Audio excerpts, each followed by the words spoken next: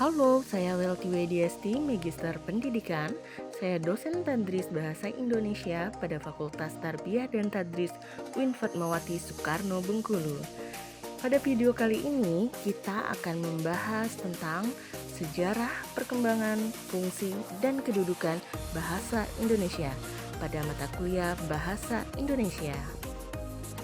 Sebelum jauh kita mengenal tentang bahasa Indonesia terlebih dahulu, ada baiknya kita berkenalan nih sama bahasa Indonesia itu sendiri.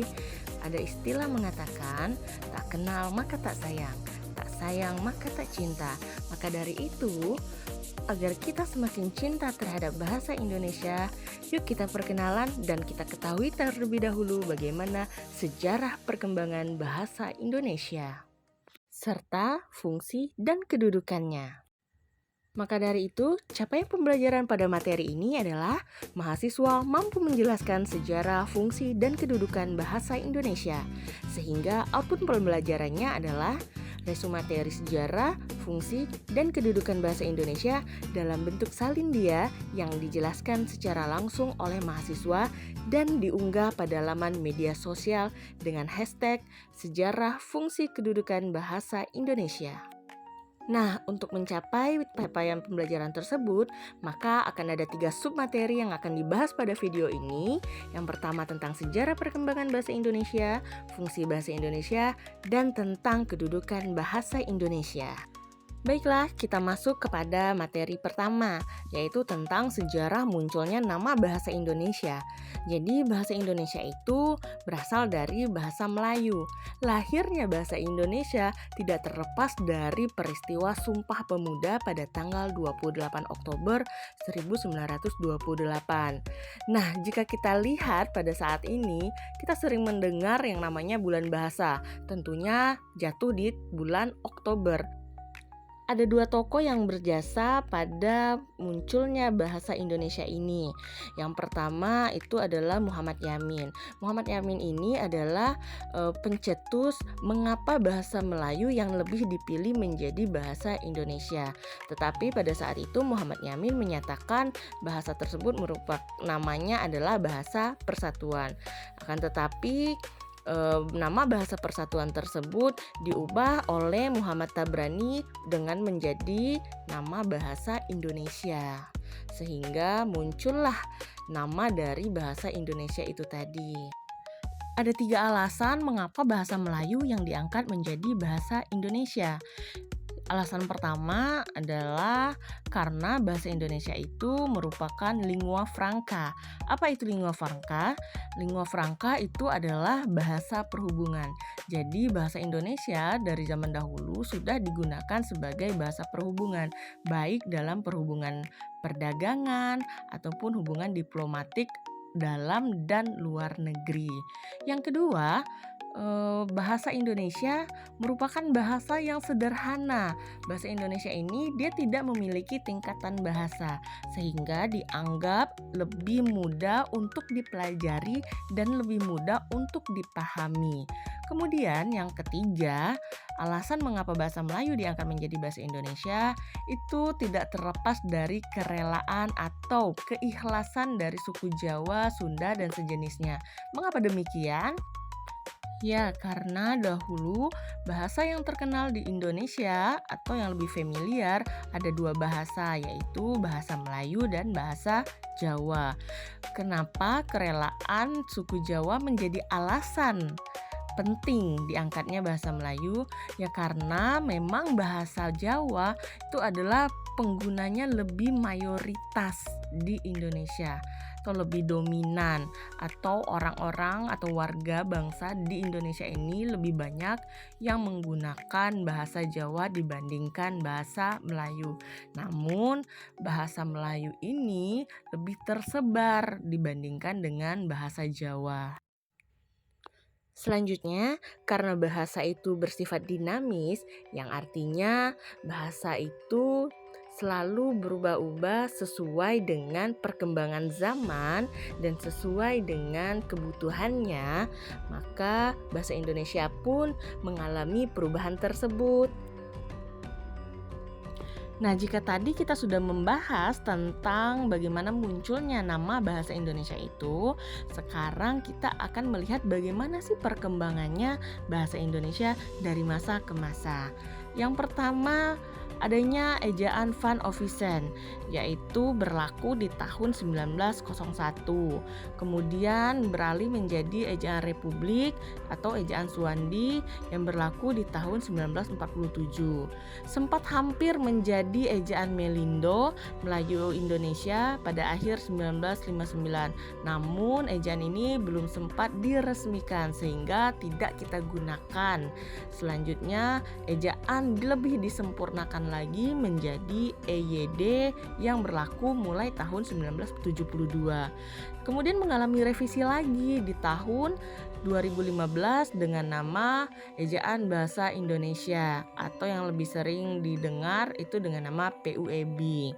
Ternyata bahasa Indonesia ini karena sifatnya sebuah bahasa itu dinamis, maka dia terus mengalami perkembangan.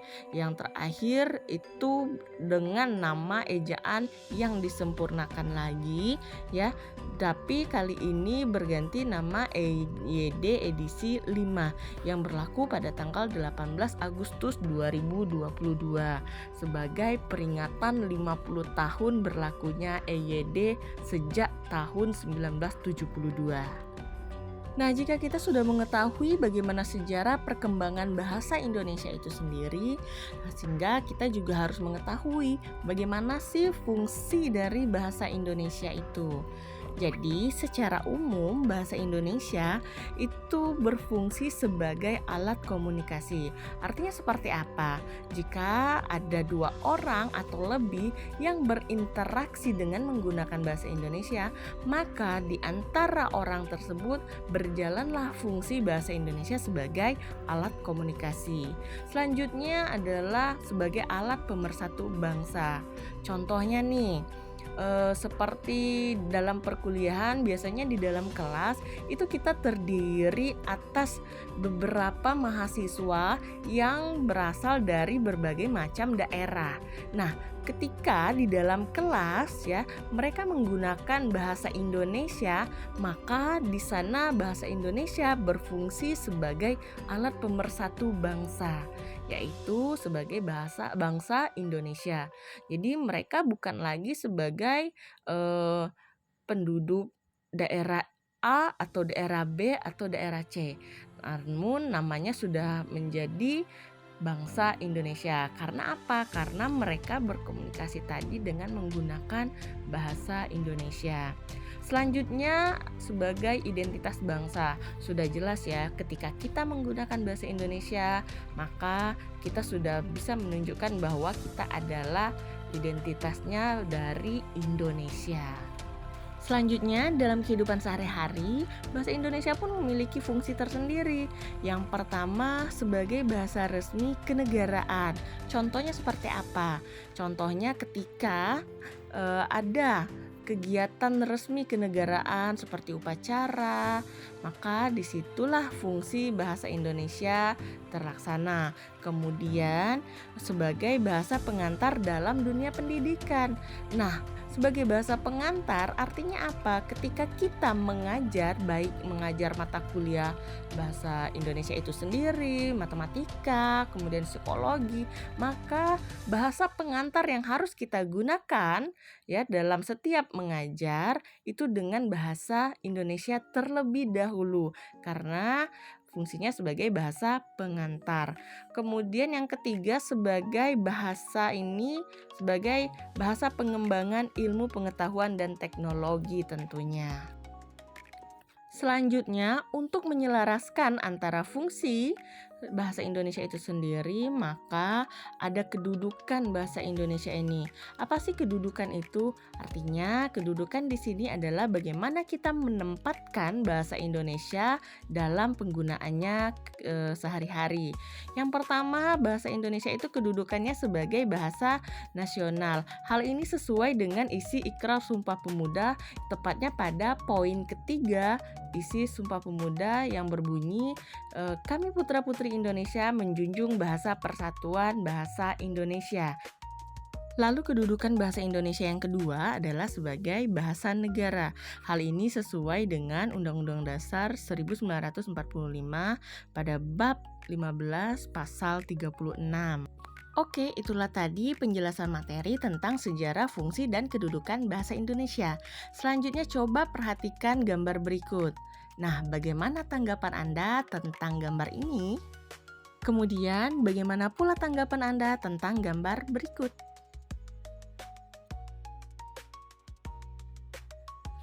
Nah, jika sudah diperhatikan, silakan kirimkan tanggapan Anda pada tautan berikut: http://bit.ly sejarah fungsi dan kedudukan bahasa Indonesia.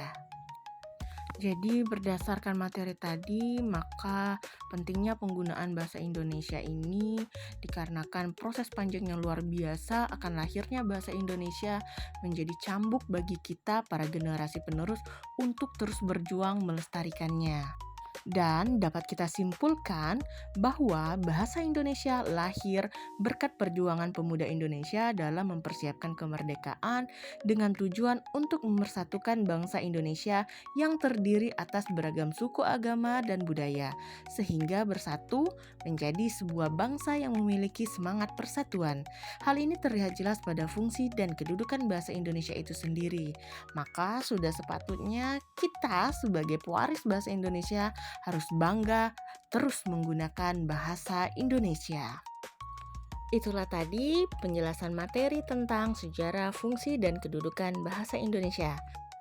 Saya harap dengan materi tadi semakin bertumbuh rasa cinta kita terhadap bahasa Indonesia, sehingga kita semua sangat bangga menggunakan bahasa Indonesia dalam kehidupan sehari-hari, serta membumikan bahasa Indonesia pada skala internasional.